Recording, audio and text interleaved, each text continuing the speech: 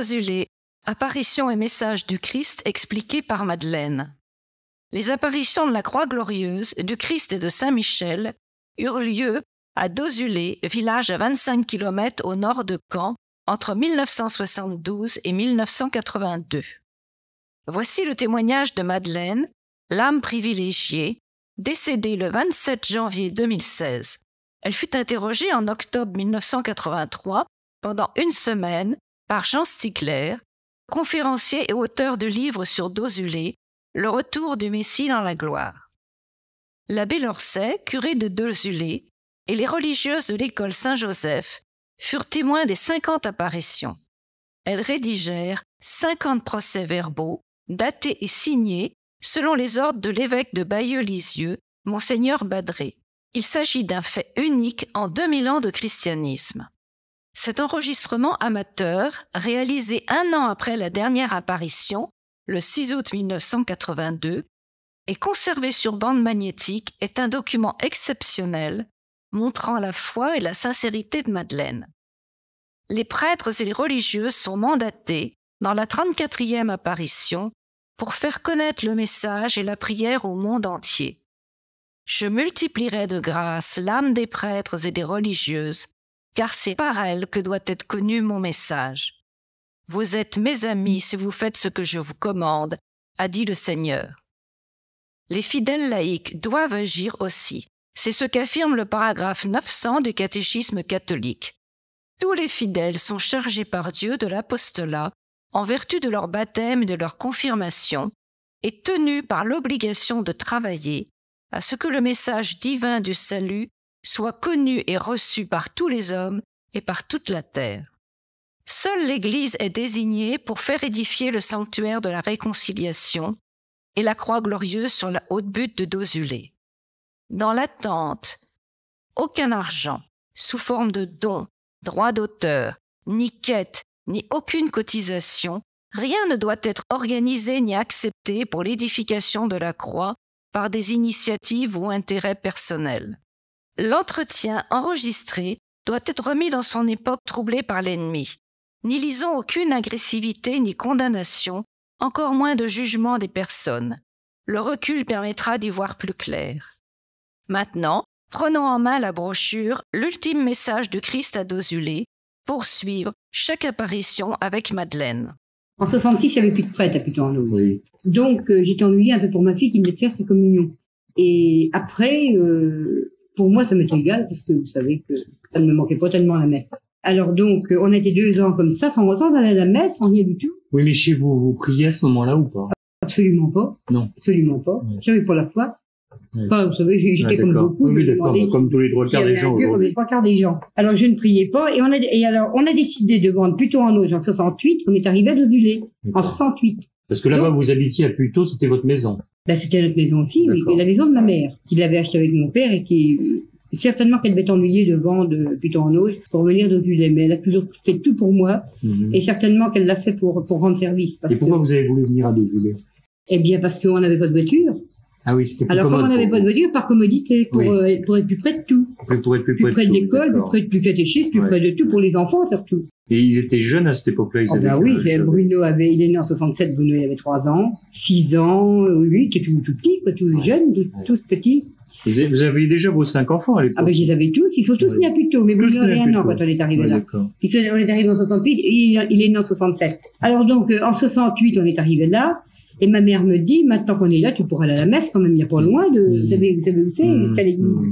Je dis, bien sûr, c'est certain que je vais pouvoir y aller. Mais si vous croyez que j'y suis allée pour ça, vous comprenez, il y avait une grande maison. Vous avez vu la maison, là? Oui, je l'ai vue. En bas de la colline. Oui, là, dans le bas de la côte, auprès du garage. Oui. Il y avait une toute grande maison, mais il y avait beaucoup à faire, là, vous savez. C'est une belle maison, ça. C'était une maison qui était à vous, ça? Non, qu'on a acheté. On a vendu l'autre, on a acheté celle-là. Vous l'aviez acheté, cette maison? On l'a acheté, mais il fallait payer beaucoup quand même. Il y avait beaucoup de frais quand même dans une maison comme ça. C'est une grande maison. Il y avait une très grande maison, mais qui était beaucoup trop petite à Puteaux en plus. C'est pour ça qu'on est venu habiter cette grande maison. J'avais 5 enfants quand même. Et puis comme commodité surtout pour venir auprès de Dozulé, auprès de l'église. Bon, puis auprès de Dozulé, puis pour tout, pour l'école, le catéchisme. Alors bon, ma mère me dit, alors maintenant que tu es auprès, tu pourras aller à la messe. Je dis bien sûr, mais vous savez, une nouvelle maison, Il y avait beaucoup à faire, il y avait des tapissages, bien des choses à faire, que vous savez, le matériel d'abord, puis le spirituel après, étant donné que j'avais pas la foi. Alors 2 ans après, ça faisait 4 ans que j'avais pas été à la messe du tout, et j'avais pas fait mes Pâques ni rien, de 66 à 70. Ma mère me dit, dis donc, ça fait 4 ans, as-tu compté, ça fait 4 ans que tu n'as pas fait tes Pâques. Ben, je lui dis, c'est vrai, c'est exact. Mais avant, vous les aviez fait? Ah ben, je les faisais pour faire plaisir à ma mère, surtout. Parce que quand on était jeune, j'allais évidemment comme les enfants pour la suivre. Puis en grandissant, j'allais pour lui faire plaisir. D'accord. Parce que je savais que ça lui faisait plaisir. Alors, j'allais aux fêtes, je communiais de temps en temps aux fêtes, tout ça. Mais plus pour faire plaisir à ma mère que parfois. Hein. Parce que, et elle était toujours pratiquante. Ah oui, ma mère a une très grande foi, toujours pratiquante. Elle a pourtant eu des épreuves, mais elle n'a jamais perdu la foi pour ça. Comment c'était son prénom? Elle s'appelait Germaine. Germaine. Oui. Germaine aussi. Germaine Marguerite. Oui. En 70, ben, je dis à ma mère, elle me dit, écoute, tu devrais faire tes Pâques, tu devrais avoir honte. Ben, j'écoute, je te promets que je vais les faire cette année. Mais plus encore pour lui faire plaisir que parfois. Bon, je dis d'accord, je vais faire mes Pâques. Mais alors, j'ai fait mes Pâques, mais alors, vous savez, je voulais tout de même pas les faire comme ça, parce que ça faisait 4 ans que j'avais pas, puis que je doutais de Dieu, enfin, de l'existence de Dieu et tout. J'avais tout de même écrit toutes mes fautes passées, et mon ingratitude envers Dieu et tout ça, et toutes mes fautes passées sur un petit papier, pour ne pas en oublier. Alors, je décide d'aller me confesser, donc, au moment de Pâques, comme tout le monde. Puis, j'étais quand même heureuse de m'être confessée. Il me semble que je suis un petit peu soulagée, quand même. Alors, bon, j'ai fait mes Pâques comme tout le monde. Et j'étais contente d'avoir fait mes Pâques quand même.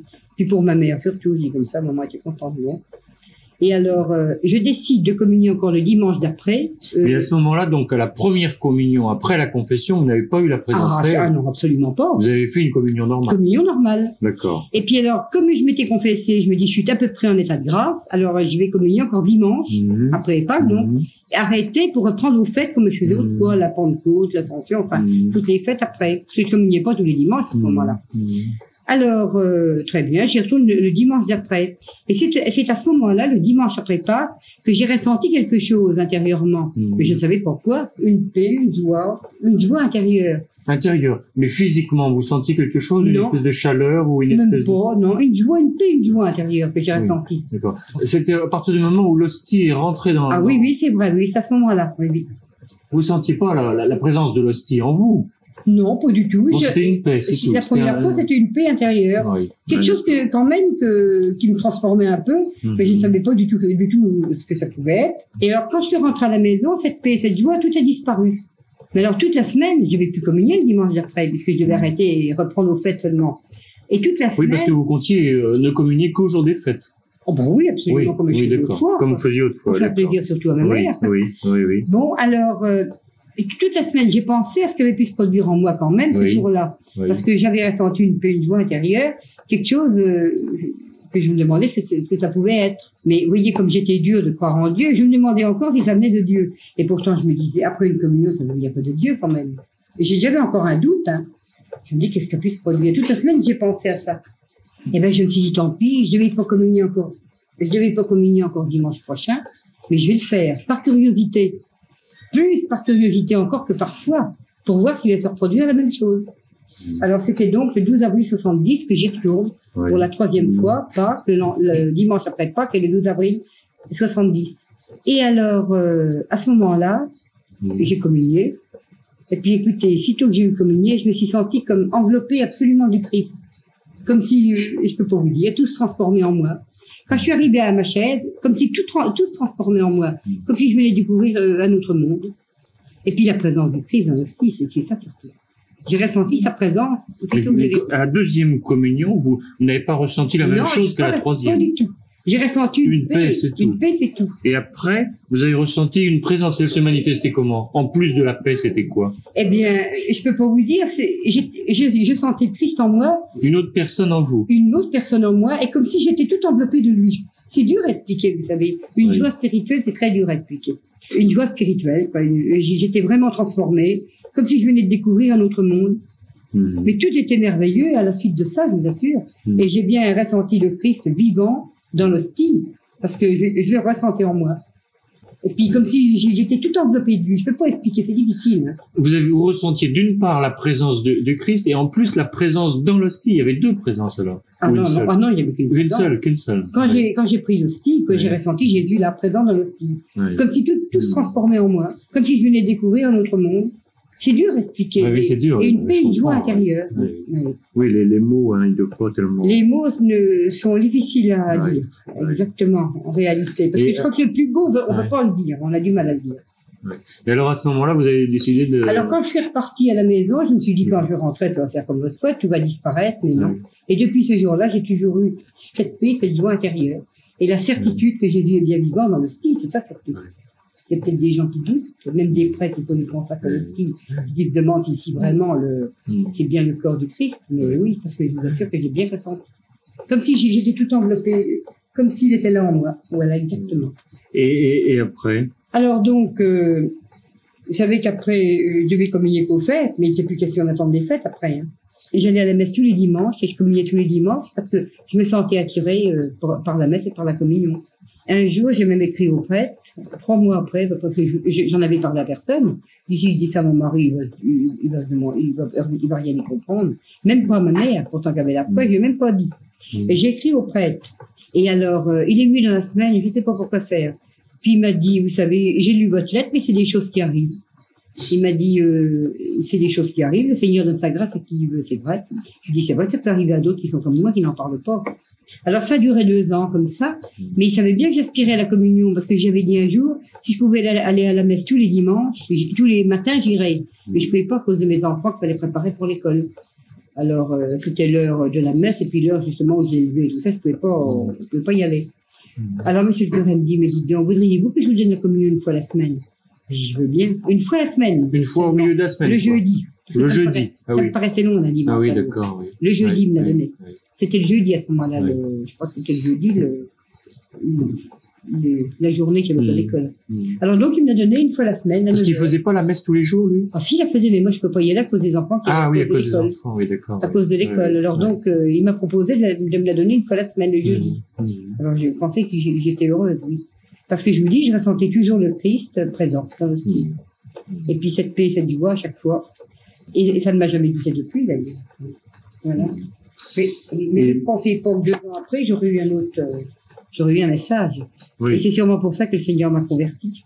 Et oui, bien sûr, c'est une préparation. Ben oui, mais je ne savais pas que c'était ça. Alors, comme je ne le savais pas, j'ai fait tout un cahier là-dessus. Oui. Que s'il y a des gens qui doutent que Jésus est bien présent dans le style consacré, parce que moi, j'en ai certaines que j'avais ressenties. Mais je croyais que c'était le premier et le dernier cahier. J'ai fait tout un cahier là-dessus sur ma conversion. À l'époque, là, quand c'était en 1970, la messe dans laquelle vous assistiez, parce que souvent il y a des gens qui doutent de la présence réelle dans la nouvelle liturgie. Oui, c'est vrai, oui. Eh bien, c'était une liturgie Vatican II, c'était normal, comme aujourd'hui, pareil. Oh, c'était la même messe. La même messe qu'aujourd'hui. Oui, c'était la même messe. Oui, d'accord. On chantait peut-être davantage de latin que maintenant. Mais c'était la même messe quand même. Le prêtre était tourné vers les fidèles. À ce moment-là, oui, il me semble que oui. Oh, oui, je crois déjà qu'il était tourné vers les fidèles à ce moment-là. Ah, oui, je crois. Ça fait déjà 12 ans, 13 ans, ça, mais oui. Il me semble qu'il était tourné vers les fidèles. Ah oui. Vous dites dans la brochure là que je vois l'Esprit de Dieu venir à l'autel pour se donner à nous tous. Vous voyez. Oui, c'est sûr. Quand vous dites venir à l'autel, vous le voyez. Au moment de la consécration. Mais vous le voyez en esprit. Je le vois en esprit, oui. Oui, je le vois en esprit. Au moment de la consécration. Ben oui, au moment de la consécration. Il descend. Et alors à ce moment-là, ça fait changer votre vie de tous les jours. Ah bah oui, ça avait changé. Ouais. Sûrement que ça a changé ma vie, c'est sûr et certain. Ben, par exemple, dans la prière de tous les jours. Ben, dans la vie de tous les jours, quand on est sûr que le Christ est vivant quand même. Oui. Parce que je l'avais déjà ressenti à la communion. Matériellement, dans la journée, vis-à-vis des autres, de vos voisins et tout ça. Bon, les voisins, je ne sais pas si vous m'apercevez. Il y a que mon mari seulement un jour qui m'a dit tu aurais dû te mettre bonne sœur et qu'il a vu que j'avais changé. Ah oui. Il m'a dit un jour tu aurais dû te mettre bonne sœur parce que oui, j'allais à la messe souvent et tout avant que j'y allais pas, alors. Et puis alors ensuite, moi j'ai trouvé que vous donniez dans la brochure, là, il y a des paroles absolument merveilleuses qui sont en italique, vous voyez. Ce sont des paroles que vous avez écrites dans votre cahier, ça. Tout est transformé si on s'offre à Dieu. On offre tout à Dieu chaque matin par amour pour lui. Ben oui, c'est sûr. Puis il vous dit qu'il faut prier par amour, car sans l'Esprit de Dieu, nous ne sommes rien. Bien sûr. Ça, vous l'avez écrit quand, ça? Parce que ce sont des paroles. Je vais vous dire une chose, que je serais incapable de réécrire ce que j'ai écrit. Oui, mais ça, c'est une bonté. Ben oui, c'est tout mes cahiers, ça. Et vous l'avez écrit à la suite des communions? À la suite de la conversion, un peu. Oui, mais quand vous écrivez ça, précisément ça, c'est dans la journée ou c'est tout de suite après la communion ou après la messe? Non, c'est dans la journée après ma conversion, après la conversion. aussitôt après, enfin, pas aussitôt après, mais les mois qui ont suivi, j'ai écrit un cahier. Et j'ai été aidée pour écrire. Hein. Parce que quand j'écris à quelqu'un, je fais un brouillon, toujours. Oui. Parce qu'il ne faut pas me tromper. Oui. Ces cahiers-là, je les ai écrits sans brouillon, sans rature, sans rien, comme ça. D'un trait. Ah ben d'un trait. Vous aviez l'impression que ça venait de vous? Ah non, ça venait pas de moi, sûrement pas. Oui. J'étais bien aidée pour les écrire. Je dis que je serais pas capable maintenant, et c'était au moment, quoi, je ne serais pas capable maintenant de les écrire. Non, mais ce sont des paroles extraordinaires de beauté, de poésie, touchante, la louange du Seigneur, les fleurs, leur parfum, les arbres, la rosée du matin, tout ce qui existe, tout ce qui vit, c'est le souffle de Dieu. C'est merveilleux, ces paroles. C'est d'une beauté. Vous savez, il n'y en a pas beaucoup. Moi, j'ai jamais vu des mystiques écrire des paroles aussi belles. Hein. Et je vois que vous l'avez bien lu. Ouais. Ah oui, oui. Car c'est ici, sur cette terre, car ici, sur cette terre touchante, les louanges du Seigneur. Et alors là, vous dites une chose que je trouve formidable. Hein. Vous dites qu'avant, bon, vous étiez dans les problèmes matériels, hein, la vie de tous les jours, les problèmes d'argent et tout. Je comprends, on avait tellement de mal à payer là-bas, on a failli être saisi, d'ailleurs, je m'en cache pas. Vous avez failli être saisi. Je m'en cache pas. Oui, donc vous avez des gros soucis. On a vendu parce qu'on a failli être saisi là-bas en haut. J'ai vu la croix là-bas. On avait des gros soucis matériels. Il y a eu des gros soucis. Oui. Et à ce moment-là, vous dites que vraiment tous ces problèmes matériels s'envolent. Mais absolument, j'en avais autant, il me semble. Parce que cette paix vous domine et vous en aviez autant pourtant. On en avait autant, je vous dis. À la suite, c'est en 70, on est parti de là-bas en 76. Donc, les soucis matériels n'étaient pas finis. Mais vous savez, quand on a autre chose. Vous êtes parti de là-bas en 76. Vous êtes venu ici en 76. Non, chez les sœurs. Chez les sœurs. C'est le temps qu'elles se construisent, celle-là. On a vendu parce qu'on allait être saisi, on ne peut plus payer. Ah oui, mais vous savez, il y avait longtemps que ça traînait déjà qu'on ne peut plus payer. J'en faisais tout un cas, ça, puis après, tant pis, on verra bien. Donc, avec 5 enfants. Ouais. Et puis, je me disais, tant pis, on verra bien. Mais après, vous savez, tout le spirituel dépensait tout ça. C'est sûr et certain. Vous oubliez tout. J'oubliais tout, et on verra bien. Mais ça vous grâce de Dieu. Oui. Mais ça vous empêchait pas de vaquer à vos affaires de mère de famille toute la journée, votre cuisine, vos enfants. Non, je faisais tout en mer. Et ça vous donnait envie de prier beaucoup plus dans la journée? Ah bah sûrement, parce que je priais en épluchant mes pommes de terre, en faisant mes champs, je priais tout le temps. Et quand vous dites que vous priez une prière spéciale ou vous priez en parlant au Seigneur comme s'il était? Oh non, non. En priant, notre Père, je vous salue Marie, des prières que je connais. Avec des intentions ou bien pas spécialement. Je priais pour la conversion de mon mari aussi, qui disait toujours quand t'es mort, t'es bien mort. Voilà, on arrive donc à la première apparition, ce 28 mars 72. Hein, oui. À 4h35 du matin. À ce moment-là, comment ça s'est passé? Votre mari était parti, vous n'aviez qu'une clé? C'est-à-dire que, oui, mais depuis que j'avais trouvé la foi, depuis 2 ans, donc, ça faisait exactement 2 ans, hein, c'était la semaine sainte, ça, le 28 mars 72. Depuis 2 ans que j'avais trouvé la foi, donc, quand mon mari partait à l'usine de Die, parce qu'il était une semaine du matin, une semaine de l'après-midi, alors quand il était du matin, il partait à 4h30, pour prendre à 5h en vélo, on n'avait pas de voiture, on n'a jamais eu de voiture, moi. Avec des ouvriers, on n'a jamais eu de voiture. Eh bien, donc je me relevais pour fermer la porte derrière lui, parce qu'on avait qu'une clé en effet. Et sur le bord de la route, mon mari me réveillait parce qu'il préférait qu'on ferme la porte. Alors, et comme j'avais trouvé la foi, très souvent le matin, quand il s'en allait comme ça, j'allais à la fenêtre pour prier, examiner le ciel étoilé, tout ça. Ça vous plaisait? Et ça me plaisait. Et une prière qui est très belle, Trinité Sainte, Dieu seul entre personnes. Je sais que vous êtes ici présent. Vous la connaissez? Non, allez-y. Je sais que vous êtes ici présent. Je vous aide vous étiez couché. Ben, je suis pas loin parce que j'arrête comme ça, vite, comme ça. Oui, d'accord. Trinité Sainte, Dieu seul entre personnes. Je sais que vous êtes ici présent. Je vous adore avec l'humilité la plus profonde. Et je vous rends de tout mon cœur les hommages qui sont dus à votre souveraine majesté. Je lisais souvent à la fenêtre prière, très belle. Et puis je priais aussi, comme je prie toujours, pour les Vierges Saintes au milieu de vos jours. N'oubliez pas la tristesse de la terre, vous la connaissez. Jetez un regard de bonté sur ceux qui sont dans la souffrance, qui luttent contre les difficultés et qui ne cessent de tremper leurs lèvres aux amertumes de la vie. Ayez pitié de ceux qui s'aimaient et qui ont été séparés. Ayez pitié de l'isolement du cœur. Ayez pitié de la faiblesse de notre foi. Ayez pitié de ceux qui prient, de ceux qui tremblent, de ceux qui pleurent. Donnez à tous l'espérance et la paix. Je la lis tous les jours. Elle est merveilleuse. Elle est très belle. Très belle. Oui, je la connais pas. Non, vous la connaissez pas. Elle est magnifique. Elle est très belle.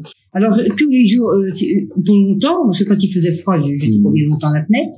Alors, très souvent, quand mon mari était du matin, donc, la semaine du 28 mars, c'était le mardi, mais le lundi, comme d'habitude, j'allais à la fenêtre. Le mardi, pareil. Et puis alors, le mardi, donc il y avait plein de moutons, enfin, j'appelle ça des moutons, plein de petits nuages dans le ciel, qui marchaient vite comme ça. Puis tout d'un coup, j'ouvre ma fenêtre, j'étais prête à commencer à prier. Je vais peut-être pas vous donner tous ces détails-là. Si, allez-y, au contraire. j'aperçois une forte lueur au fond à droite. Et ça m'a fait peur. Comme l'éclair. Mais alors l'éclair, elle s'en va, mais cette lueur était restée sur la côte, là. J'ai eu peur. J'ai poussé la fenêtre, je me suis recouchée, couverte par-dessus la tête pour ne plus rien voir. Je me disais, qu'est-ce qui peut se passer? Et j'ai pensé à une soucoupe volante, parce qu'on en parlait déjà à ce moment-là. Et ça peut être que ça, qui s'est posé là-bas. Bon, au bout de 8-10 minutes, je me découvre, et je regarde de ma fenêtre, il n'y avait plus rien. Ça éclairait tellement que j'aurais vu de ma fenêtre. Malgré que c'était pas en face, c'était de côté comme ça. Alors, comme il n'y avait plus rien, je retourne à ma fenêtre, qui n'était que poussée, je l'ouvre, j'étais prête à recommencer à prier, pour la deuxième fois. Et à l'endroit où j'ai vu cette lueur, qui n'y était plus, j'ai aperçu quelque chose qui se formait dans le ciel, comme ça, vous voyez.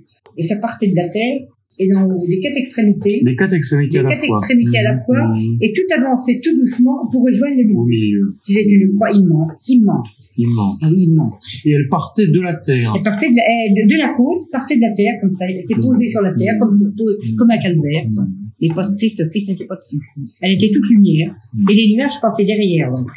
Donc, vous les voyez toujours, les nuages? Oui.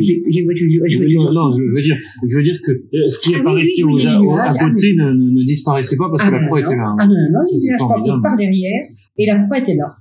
Alors, vous savez, je venais de me réveiller quand même. Je me demandais si je rêvais pas, moi, vous savez, en me réveillant comme ça.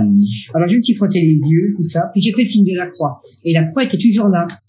Et tout d'un coup, j'entends trois mots. Comme un écho, comme s'il y avait un écho, comme si ça résonnait quand on parle dans une église fort. La voix était très forte. J'ai entendu trois mots. Esce Crucem Domini. Bon. Et puis alors tout d'un coup, j'entends une voix à côté de moi, comme ça, mais je me suis retournée, il n'y avait personne. J'ai entendu, vous ferez connaître cette croix et vous la porterez. Et puis tout doucement, ça. Puis tout d'un coup, au bout de 2 minutes encore, tout a disparu d'un seul coup. Quand elle s'est présentée, elle s'est formée, mais à la fin, tout a disparu. Alors, qu'est-ce que j'ai fait? J'ai refermé ma tête et puis je suis descendue écrire les trois mots, là, de peur de les oublier. J'avais écrit, comme j'avais entendu, Esce, E-C-H-E, Crucem Domini. J'avais entendu ça comme ça. Alors, je me suis recouchée, mais j'ai pleuré, parce que je me demandais qu'est-ce qui pouvait bien se produire. J'ai pourtant pas rêvé, quand j'étais certaine d'avoir vu cette croix. Et puis alors, j'étais à la messe à 7h30, c'était le 28 mars de la Semaine Sainte. Alors, j'étais à la messe, mais j'ai pas suivi de ma messe ce jour-là, je vous assure que non. Parce que j'avais amené mon petit papier avec moi. Je voulais aller voir monsieur le curé en sortant de la messe. Alors, je dis à la sœur, je peux voir monsieur le curé qui était dans la sacristie. Oui, allez-y, elle me dit. J'arrive. Je lui dis, bonjour monsieur le curé, mais qu'est-ce que ça veut dire ça? Il a dit se dire, mais il n'avait pas l'air sympathique. Il me dit, mais qu'est-ce qui a écrit ça? C'est mal écrit. Je lui dis, je voudrais savoir ce que ça veut dire. Mais il me dit, c'est vous qui avez écrit ça? Je dis, oui. Mais il me dit, pourquoi? Je dis, je voudrais savoir ce que ça veut dire. Il m'a dit que ça voulait dire, voici la croix du Seigneur. Or, je dis, merci, monsieur le curé. Je suis partie toute heureuse de voir que j'avais pas rêvé. J'étais sûre, mais enfin, il n'y a pas de doute que j'ai pas rêvé. Parce que c'est tout à fait ce que j'ai entendu. Et j'avais écrit Esce, et il m'a dit après, c'est pas comme ça, c'est E-C-E. Moi, j'avais écrit comme j'avais entendu. Et puis, je me suis posé la question avant, je me dis, qu'est-ce que ça veut dire? Crucem Domini, je pensais crucifier Dieu. Enfin, je savais pas. Et c'est lui qui m'a dit ça. Alors, donc, j'étais heureuse de voir que j'avais pas rêvé. Je ne lui ai rien dit, je ne voulais pas lui dire. Alors, à Confesse, le jeudi, comme c'était la Semaine Sainte, les grandes personnes se confessaient le jeudi. À Confesse, le jeudi, il m'a dit, dites donc, mais c'est vous qui m'avez, pourquoi que, vous allez peut-être me donner une explication sur ça. Alors, je lui dis, non, mais c'est le curé, je lui dirai quelque chose plus tard. Il m'a dit, écoutez, je suis votre confesseur, vous devez absolument me le dire. J'ai dit, écoutez, si vous insistez, je vais vous le dire, mais surtout, gardez ça pour vous. Il m'a dit, comptez sur moi, c'est vrai, il était discret, donc là. Alors voilà, je lui ai tout dit. Il m'a encore dit, c'est des choses qui arrivent. J'aime pas. Ensuite, après, chez Crucem Domini, vous avez entendu, vous ferez connaître cette croix et vous la porterez, mais dans la même apparition. Dans la même, pendant que la croix était toujours là. Vous avez donc entendu ça. Et je me suis retournée parce qu'il y a une voix qui était à côté de moi. Une voix toute douce, celle-là. Alors je me suis retournée, puis il n'y avait personne. C'était une autre voix que celle de chez Crucem Domini. Ah oui, c'était une autre voix, toute douce, celle-là. Et est-ce que l'autre, c'était une voix forte qui résonnait. Et une voix d'homme ou une voix Une voix d'homme. Les deux, c'était des voix d'homme. Mais la première, c'était une voix vraiment forte, comme si la terre tremblait, tellement que la voix tremblait était forte. Et cette voix-là était toute douce à côté de moi.